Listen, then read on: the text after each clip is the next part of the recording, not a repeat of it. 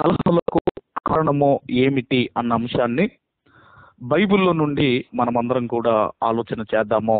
మరి ఈరోజు నేను చెబుతున్న ఈ వాక్యాలు దయచేసి మీ అందరికీ కూడా ఎందుకు తెలియజేస్తున్నాను అన్నప్పుడు, నా ద్వారా మీకు తెలియబడాలి, మీ ద్వారా అనేకులకు ఈ మాటలు చేరుతాయి అన్న ఉద్దేశముతో ఈ మాటలు దేవుడు మీకు తెలియజేస్తున్నాడు. కాబట్టి ఈరోజు ఆలోచిస్తున్నామో కలహములకు కారణము ఏమిటి అన్న అంశాన్ని బైబిల్లో నుండి మనమందరం కూడా ఆలోచిద్దాము. కలహములు అనగానే మనందరికీ తెలుసు, గొడవలు. కలహములు అనగానే గొడవలు. ఒక కుటుంబంలో కావచ్చు, ఒక ఆఫీసులో కావచ్చు, ఒక ఉద్యోగం దగ్గర కావచ్చు, సంఘములో కావచ్చు, సమాజంలో కావచ్చు, ఈ కలహాలు అనేటివి మనకు కనబడుతూనే ఉంటాయి. ఎందుకు ఈ కలహాలు, ఎందుకు ఈ గొడవలు అన్నప్పుడండి, ఎక్కడైతే ఐక్యత, ఎక్కడైతే సఖ్యత ఉండదో అక్కడండి ఈ కలహాలు అనేటివి వస్తుంటాయి. ఐక్యత ఉండాలి, సఖ్యత లేకపోవటం వలన కలహాలు అనేటివి రావటం అన్నది మనం చూస్తుంటాము. కాబట్టి కలహాలకు అనేకమైన కారణాలు ఉన్నాయి. ఈ కలహాలకు బైబిల్ గ్రంథంలో అనేకమైన కారణాలు ఉన్నాయి. ఈరోజు ఒక కారణము మాత్రమే మన సమయాన్ని బట్టి మనమందరం కూడా ఆలోచన చేయబోతున్నాము. నెక్స్ట్ వీక్ దీన్ని కంటిన్యూ చేసుకుందాం. అయితే ఏంటి ఈ కలహాలకు కారణాలు ఏమిటి అన్నప్పుడు, అందులో ఒక కారణము, ఒక రీజన్, ఈ కలహాలకు గొడవలకు ఒక రీజన్ ఏంటన్నప్పుడు, ఏ కారణము లేకపోవటమే ఈ కలహాలకు కారణము. మొదటి రీజన్ ఏంటంటే చెబుతున్నాను, ఏ కారణము లేకపోవటమే ఈ కలహాలకు కారణము. అదేంటండి ఏ కారణం లేకపోవటము కలహాలకు కారణం ఏంటంటే, బైబిల్ గ్రంథంలో మనం ఆలోచన చేయగలిగితే కలహాలకు కారణాలలో పార్ట్ 1 ఏంటంటే, ఏ కారణం అంటే ఏ రీజన్ ఉండదండి, కానీ కలహాలు అవుతాయి, గొడవలు అవుతాయి అన్నది బైబిల్లో నుండి మనం అందరం కూడా ఈరోజు ఆలోచన చేయబోతున్నాము. దయచేసి అందరం కూడా కీర్తనల గ్రంథము, దయచేసి కీర్తనల గ్రంథము 69వ కీర్తన, కీర్తనల గ్రంథము దయచేసి 69వ కీర్తన, కీర్తనల గ్రంథము 69వ కీర్తన దయచేసి 4వ వచనాన్ని మనం అందరం కూడా చదువుకుందాం. దయచేసి ఇంకెవరైనా మ్యూట్ పెట్టని వారైతే దయచేసి మ్యూట్ చేయండి, సౌండ్స్ వినబడుతున్నాయి, మ్యూట్ చేయండి. అమ్మ ఎవరైనా మ్యూట్ చేయకపోతే మ్యూట్ చేయండి, దయచేసి మీరు మ్యూట్ చేయండి. రైట్. నిర్నిమిత్తముగా నా మీద పగపట్టువారు నా తల వెంట్రుకల కంటే విస్తారముగా ఉన్నారు. అబద్ధమును బట్టి నాకు శత్రువులై నన్ను సంహరింపగోరువారు అనేకులు. నేను దోచుకొనిన దానిని నేను ఇచ్చుకొనవలసి వచ్చెను. ఇక్కడ ఏమంటున్నాడు అంటే, నిర్నిమిత్తముగా, నిర్నిమిత్తముగా అంటే ఏ కారణము లేకుండా, అంటే ఏ రీజన్ లేకుండా నిర్నిమిత్తముగా నా మీద పగపట్టువారు, నా పగపట్టువారు. దయచేసి ఎవరో మ్యూట్ చేయండి దయచేసి. అమ్మ నేను ఇయర్ ఫోన్స్ చెవిలో పెట్టుకొని మాట్లాడాలా? దయచేసి ఒక్కసారి మీ మొబైల్ ఫోన్ చూసుకోండి, ఒకసారి చెక్ చేసుకోండి, మీ మొబైల్ ఫోన్ చెక్ చేసుకోండి, మ్యూట్ చేయండి. ఎందుకంటే నేను చెవిలో పెట్టుకొని ఇయర్ ఫోన్స్ మాట్లాడాలి కాబట్టి. అయినా సౌండ్స్ వస్తున్నాయి. మ్యూట్ బటన్ ఉంటుంది అక్కడ చూడండి, మ్యూట్ బటన్ ఉంటుంది, మ్యూట్ బటన్ చేయండి, దయచేసి ప్రెస్ చేయండి. ఇక్కడ ఏమంటున్నాడు అన్నప్పుడు, నిర్నిమిత్తముగా, నిర్నిమిత్తముగా, నిర్నిమిత్తముగా అంటే ఏ కారణము లేకుండా, ఒక పగ కావచ్చు, ఒక అసూయ కావచ్చు అండి, వీళ్ళు పెట్టుకుంటారు, ఏ కారణం ఉండదు, ఏ కారణం ఉండదు అంటే ఏ రీజన్ ఉండదు. మరొక మాట కూడా మనం చూడగలిగితే, దయచేసి వాళ్ళు ఎవరో మ్యూట్ చేయలేదండి, దయచేసి మ్యూట్ చేయండి. ఎవరైనా కొత్త వాళ్ళు కనెక్ట్ అయితే ఒకసారి మీ మొబైల్ చూసుకోండి, దయచేసి మొబైల్ చూసుకొని మ్యూట్ చేయండి అమ్మా ఎవరో కానీ. ఇంకా సౌండ్స్ వస్తున్నాయి, ఇంకా సౌండ్స్ వస్తున్నాయి. రైట్. అదే కీర్తనల గ్రంథము 35వ అధ్యాయము 19వ వచనము, 35వ అధ్యాయము 19వ వచనాన్ని మనం అందరం కూడా చదువుకుందాం. 35వ అధ్యాయము 19వ వచనములో,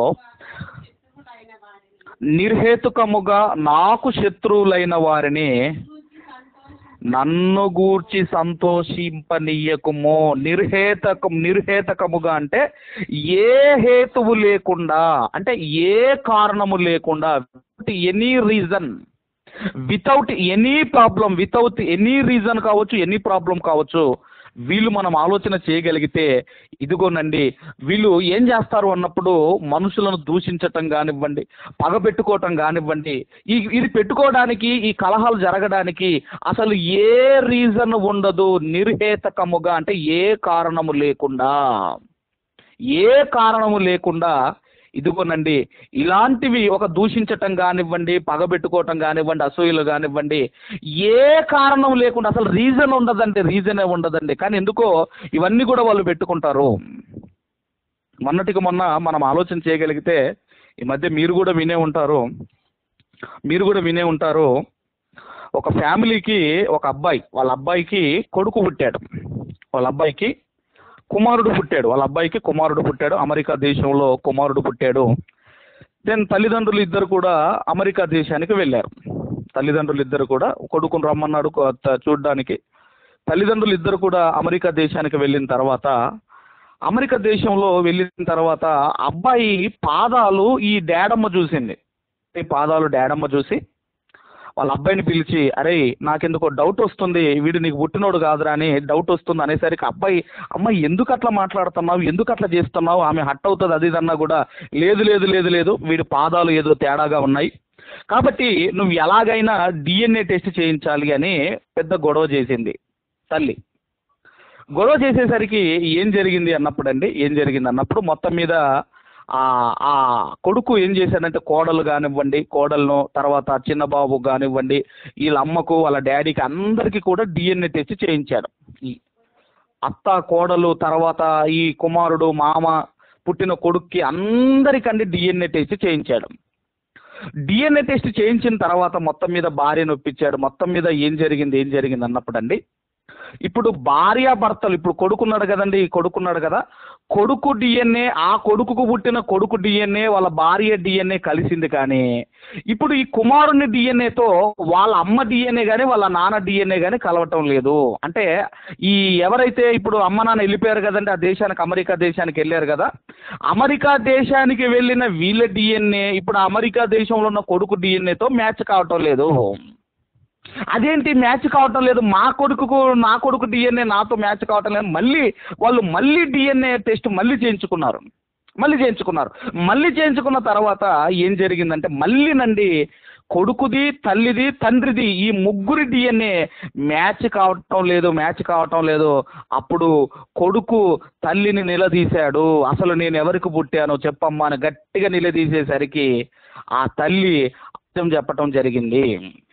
అంటే ఇప్పుడు మీరు ఆలోచించండి, ఇవి ఏం చేసిందంటే, అసలు అక్కడ ఏమైనా గొడవకి ఏమైనా కారణం ఉందా, అక్కడ ఏమైనా గొడవ పెట్టవలసినంత అవసరం ఉందా, మీరు ఆలోచించండి. కానీ ఏదో చేద్దాం అనుకుంది చివరికి. అందుకే బైబిల్ గ్రంథం రాయబడింది ఏమనంటే, తాను త్రవ్విన గుంటలో తానే పడిపోవును అని రాయబడింది.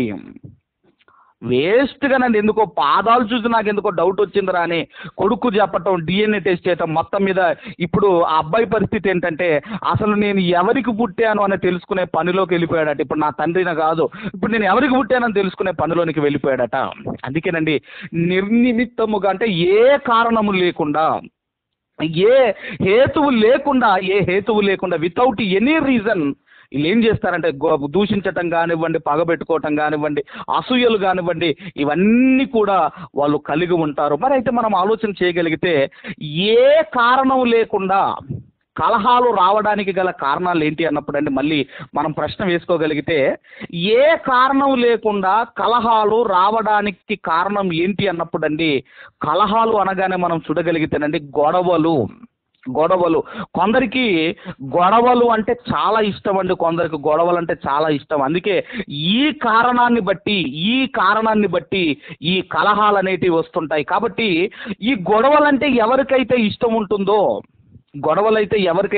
ఉంటుందోనండి, ఈ కలహాలు రావడానికి కారణం అదే. ఎందుకంటే గొడవలంటే ఇష్టము గనక. దీనికి బైబిల్ గ్రంథంలో మనం చూడగలిగితేనండి, అందరం కూడా దయచేసి మరి కొరంథీయులకు రాసిన 2వ పత్రిక, దయచేసి అందరం కూడా కొరంథీయులకు రాసిన ముందుగా దయచేసి మొదటి పత్రికలోనికి వద్దాం. మొదటి పత్రిక, కొరంథీయులకు మొదటి పత్రిక 11వ అధ్యాయము 16వ వచనాన్ని చదువుకుందాం. దయచేసి 11వ అధ్యాయం 16వ వచనాన్ని చదువుకుందాము. ఎవడైనను కలహ ప్రియుడుగా కనబడిన ఎడల మాలోనైనను దేవుని సంఘములోనైనను ఇట్టి ఆచారము లేదనే వాడు తెలుసుకొనవలెను. అంటే కలహప్రియుడు అంటే ఇతనికి గొడవలంటే చాలా ఇష్టం అన్నమాట. అందుకే కలహాలకు కారణం ఏంటో మనం ఆలోచిస్తున్నామో, గొడవలు కలహాలంటే ఇతనికి చాలా ఇష్టం అన్నమాట. అంటే ఏ కారణం లేకుండా గొడవ పడుతుంటారు. ఏ కారణం ఉండదండి. ఎందుకంటే కలహాలు అంటే ఇష్టం గనక, కలహాలు లేనిదే వీళ్ళకు నిద్ర పట్టదు గనక. కొందరు చూడండి, కొందరికేమో మొబైల్ అంటే ఇష్టం, కొందరికేమో బంగారం అంటే ఇష్టం, కొందరికేమో కార్లు అంటే ఇష్టం, కొందరికి బైకులు అంటే ఇష్టం, కొందరికి కలహములంటే ఇష్టం. అందుకేనండి మనం ఆలోచన చేయగలిగితే ఎక్కువగా వీళ్ళు ఏం చేస్తారంటే ఈ గిచ్చి గొడవ పెట్టుకోవటం అంటారు కదా, వీళ్ళు కలహప్రియులు అంటున్నాడు. ఇప్పుడు గొడవ మనం చూడగలిగితేనండి, ఎప్పుడో జరిగిన దాన్ని వీళ్ళు గుర్తుకు తేవటము, ఇదిగో ప్రతిసారి గొడవ పెట్టుకోవటము ఇలాంటివి గురించే మాట్లాడుతున్నాడు. ఏమని మాట్లాడుతున్నాడంటే ఎవడైనను కలహప్రియుడుగా కనబడిన ఎడలా అంటున్నాడు. ఇలాంటి వారు సంఘములో ఉంటారు. ఈ గొడవలు పెట్టే వాళ్ళు ఉంటారు, ఆ గొడవలను చూసి ఆనందపడే వాళ్ళు కూడా ఉంటారు. అందుకే అంటున్నాడు పౌలు గారు, ఎవడైనను కలహప్రియుడిగా కనబడిన ఎడల మాలోనైనను దేవుని సంఘములోనైనను ఇట్టి ఆచారము లేదని వాడు తెలుసుకొనవలెను అంటున్నాడు. ఇంకా మనం చూడగలిగితేనండి, ప్రకటన గ్రంథంలో కూడా ఒక మాట చదువుకుందాము. 12వ అధ్యాయం 10వ వచనాన్ని మనం చదవగలిగితే, ప్రకటన గ్రంథము 12వ అధ్యాయము 10వ వచనాన్ని మనం చదవగలిగితే, 12వ అధ్యాయము 10వ వచనాన్ని మనం చదవగలిగితే, మరియు ఒక గొప్ప స్వరము పరలోకమందు ఇలాగు చెప్పుట వింటిని, రాత్రింబగల్లో మన దేవుని ఎదుట మన సహోదరుల మీద నేరములు మోపువాడైన అపవాది పాడద్రోయబడి ఉన్నాడు గనుక. ఏమంటున్నాడండి? మన సహోదరుల మీద రేయింబగళ్ళు నేరములు మోపువాడు అపవాది. అంటే ఈ గొడవలు పెట్టే లక్షణము ఎవరిది అంటే అపవాది లక్షణము. మనుషుల మీదనే నేరములు మోపటం అండి, మనుషుల మీదనే నేరములు లక్షణము ఇది అపవాది లక్షణము. ఎందుకంటే ఎవరికైనా బలహీనత ఉందనుకోండి, ఆ బలహీనత 10 మందికి చెప్పాలి. ఎవరికైనా బలహీనత ఉంటే ఆ బలహీనతను 10 మందికి చెప్పటం, లేదంటే ఎత్తి చూపటము, ఇదిగో వీళ్ళు ఇట్లా వాళ్ళు అట్లా అని చెప్పటము, ఇది ఏంటంటే అపవాది లక్షణము.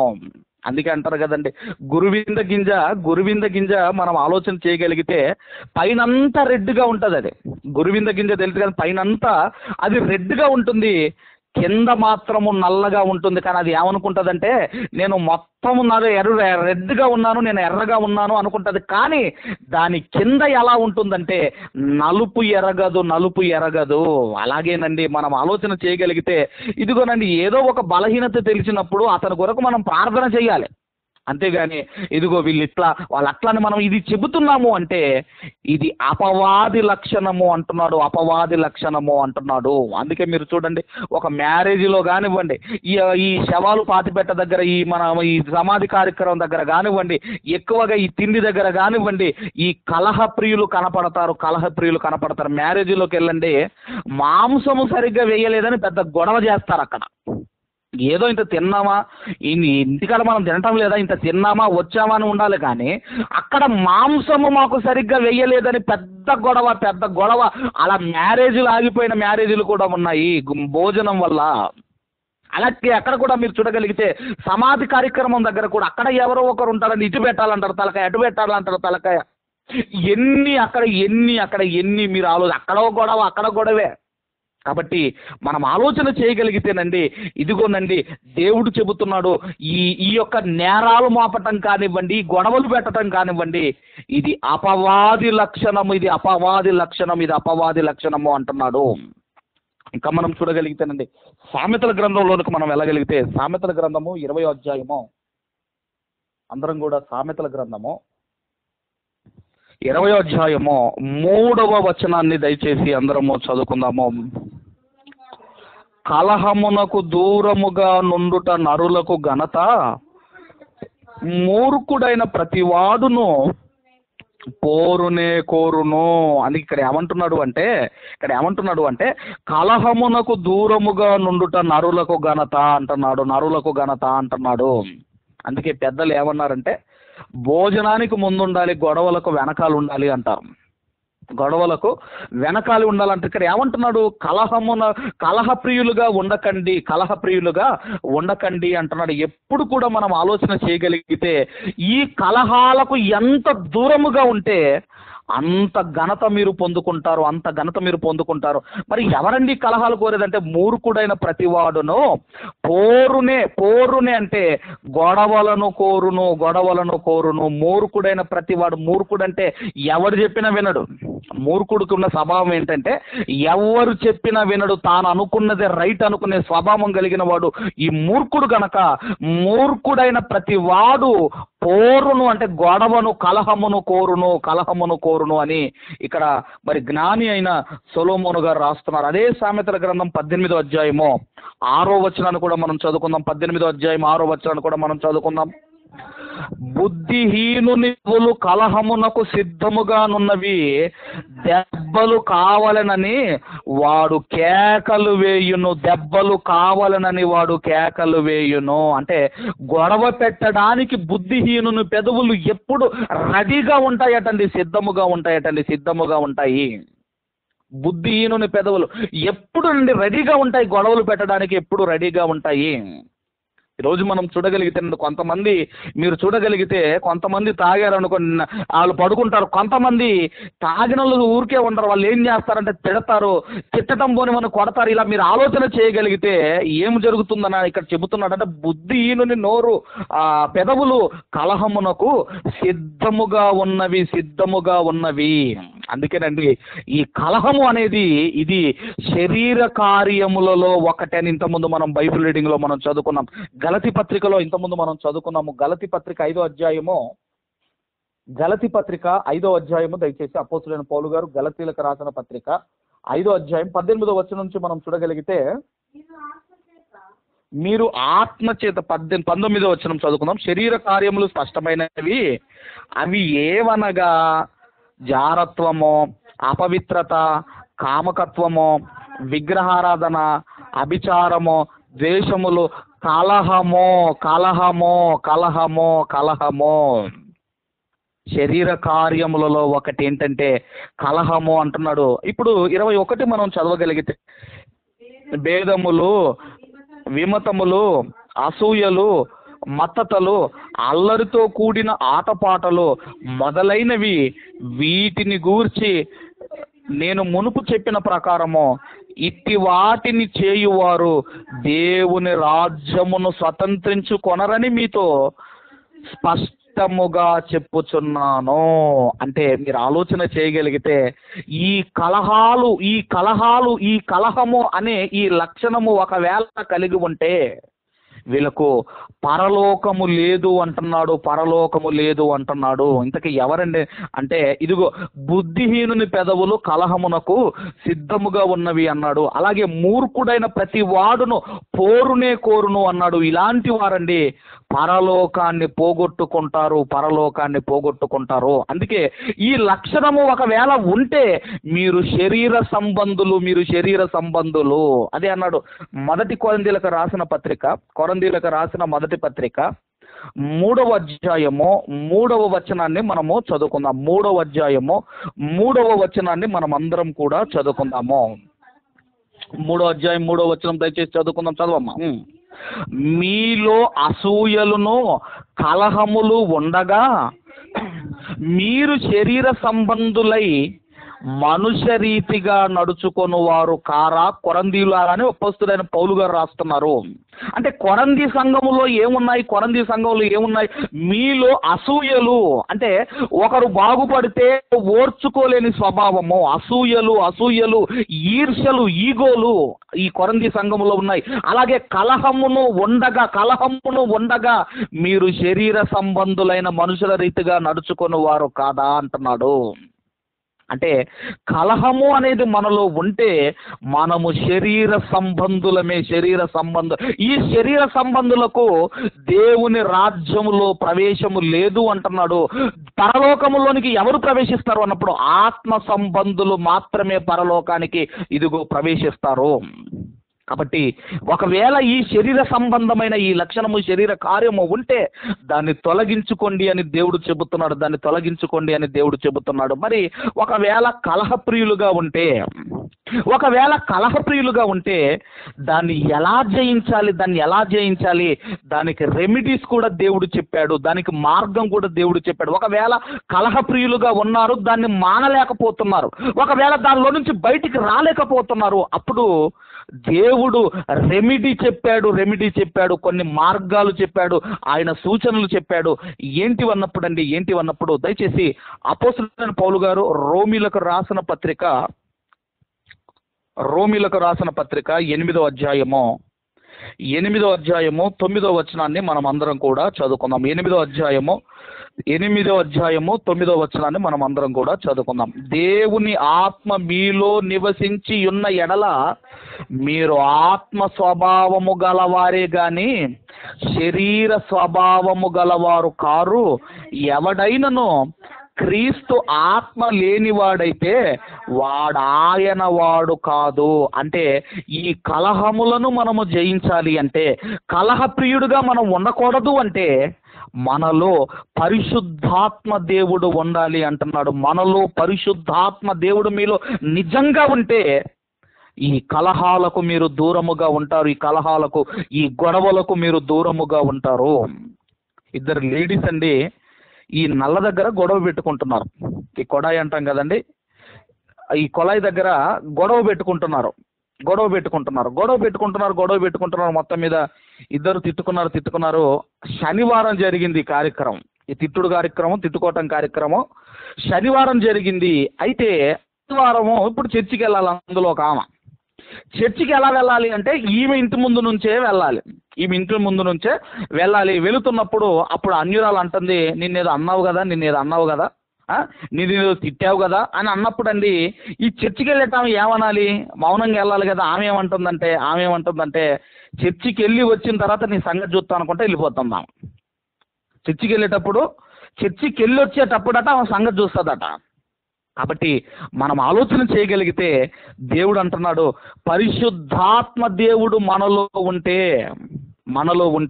మన సంఘంలో కావచ్చు, మన కుటుంబంలో కావచ్చు, ఎవరికైనా బలహీనతలు ఉంటే వాటి కొరకు మనం ప్రార్థన చేయాలి. కానీ ఇదిగోనండి పలానామ మంచిది కాదు, పలానామ ఇలాంటిది అని నువ్వు చెబుతున్నావు అంటే అది అపవాది లక్షణము. అందుకే నిందలు మోపేవాడు, గొడవలు పెట్టించేవాడు అపవాది. కాబట్టి ఆయన ఏమంటున్నాడంటే దేవుని ఆత్మ మీలో నివసించుచున్న ఎడల మీరు ఆత్మ స్వభావం గలవారే గాని శరీర స్వభావం గలవారు కారు. ఎవడైనను క్రీస్తు ఆత్మ లేనివాడైతే ఆయన వాడు కాదు. క్రీస్తు ఆత్మన్నా, పరిశుద్ధ ఆత్మన్నా, దేవుని ఆత్మన్నా ఇవన్నీ కూడా పరిశుద్ధాత్మ దేవుడు నీలో ఉంటే, పరిశుద్ధాత్మ దేవుడు మనలో ఉంటే ఈ కలహాలకు మనం దూరంగా ఉంటాము. ఈ కలహాలకు మీరు దూరముగా ఉంటే అది మీకు ఘనతను తీసుకొచ్చి పెడుతుంది. మీకు ఘనతను మీరు స్వతంత్రించుకుంటారు, మీరు ఘనతను పొందుకుంటారు. మూర్ఖుడైన ప్రతి వాడు పోరునే కోరుకుంటాడు. ఒకవేళ ఎవరైనా ఏ కారణం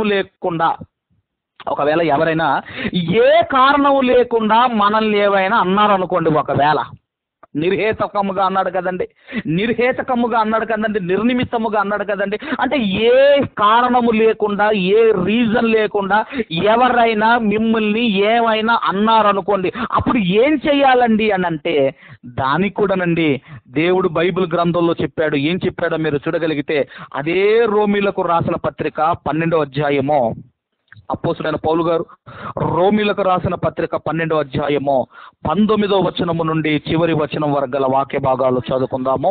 19వ వచనము, ప్రియులారా మీకు మీరే పగ తీర్చుకొనక దేవుని ఉగ్రతకు చోటివ్వుడి. పగ తీర్చుకొనుట నా పని, నేనే ప్రతిఫలం ఇత్తును అని ప్రభువు చెప్పుచున్నాడని వ్రాయబడి ఉన్నది. అందుకే దేవుడు ఏమంటున్నాడంటే, ఒకవేళ నిన్ను ఎవరైనా ఏమైనా అంటే నీవెందుకు బురదంటించుకుంటావు మళ్ళీ నువ్వెందుకు బురదంటించుకుంటావు? దేవుడు అంటున్నాడు, నేను చూసుకుంటాను అంటున్నాడు దేవుడు. ఒకవేళ దేవుడే గనక చూసుకున్నాడు అనుకోండి, కరెక్ట్గా ప్రతిఫలం ఇస్తాడు. దేవుడే ఎంటర్ అయ్యాడు అనుకోండి, దేవుడే ఖచ్చితంగా ఆయన దెబ్బ కొట్టాడా అది కరెక్ట్గా ఉంటుంది. అందుకే ఆయన అంటున్నాడు, పగ తీర్చుట నా పని అంటున్నాడు. పగ తీర్చుట నా పని అంటున్నాడు. అది మీ పని కాదు, అది మీ పని కాని దాన్ని మీరు చెయ్యకండి. ఇదిగో పగ తీర్చుట నా పని. మిమ్మల్ని ఎవరైనా అన్యాయంగా దూషించినా, మిమ్మల్ని ఏమైనా అన్నా, తిట్టినా, ఎవరైనా కొట్టినా, ఏది చేసినా అది పగ తీర్చుట నా పని. ఆ కేసు నాకు ట్రాన్స్ఫర్ చెయ్యండి అంటున్నాడు. ఇంకా ఏమంటున్నాడు చూడండి, 20వ వచనంలో ఏమంటున్నాడు, అయితే 20వ వచనంలో, కాబట్టి మీ శత్రువు ఆకలి కొని ఉంటే అతనికి భోజనము పెట్టుము, దప్పికొని ఉంటే దాహముకిమ్ము. అలాగు చేయటం వలన అతని తల మీద నిప్పుల కుప్పగా పోయుదువు అంటున్నాడు. ఒకవేళ నీ శత్రువు గనక ఒకవేళ నీ దగ్గరికి వస్తే వాడికి అన్నం పెట్టు, ఇదిగో అతనికి దాహం వేస్తే అతనికి నీళ్ళిమ్మన్నాడు. ఎందుకంటేనండి, పగ తీర్చుకోవడానికి ఇదొక స్టైల్ అండి. ఇది ఎలీషా గారి కాలంలో ఇదిగో దేవుని ప్రజలైన ఇజ్రాయేల్ మీదకి యుద్ధానికి వస్తారు. సిరియన్లు యుద్ధానికి వచ్చినప్పుడు ఏం జరుగుతుంది అన్నప్పుడు అండి, అప్పుడు ఎలీషా ప్రవక్తను రాజు అడుగుతాడు, అయ్యా మరి ఏం చేయమంటావు, ఇలా శత్రువులు మనకు దొరికినప్పుడు అండి అని అన్నప్పుడు అండి, వాళ్ళకు మంచి భోజనం ఏర్పాటు చేయండి అని ఎలీషా ప్రవక్త చెబుతాడు.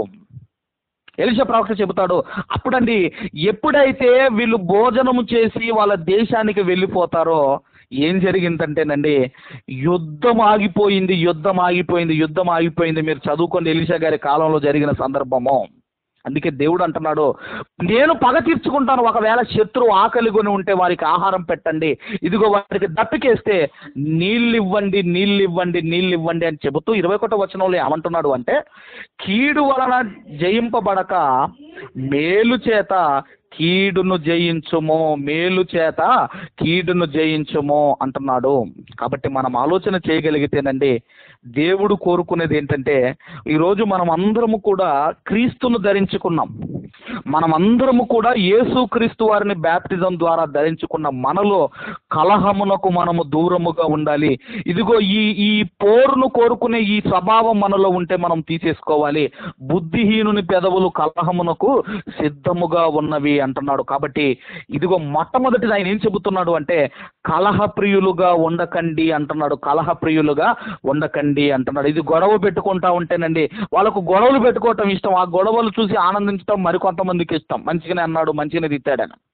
కాబట్టి ఒకసారి యేసుక్రీస్తు వారి గురించి మనం చదువుకోగలిగితే ఏమన్నా రాయబడింది ఒకసారి మీరు చూడగలిగితే, మత్తయి సువార్త 12వ అధ్యాయము. ఒకసారి అందరూ కూడా బైబిల్ తెరిచి మత్తయి సువార్త 12వ అధ్యాయము 19వ వచనాన్ని అందరము చదువుకుందాం. మత్తయి సువార్త 12వ అధ్యాయం 19వ వచనాన్ని అందరం చదువుకుందాము.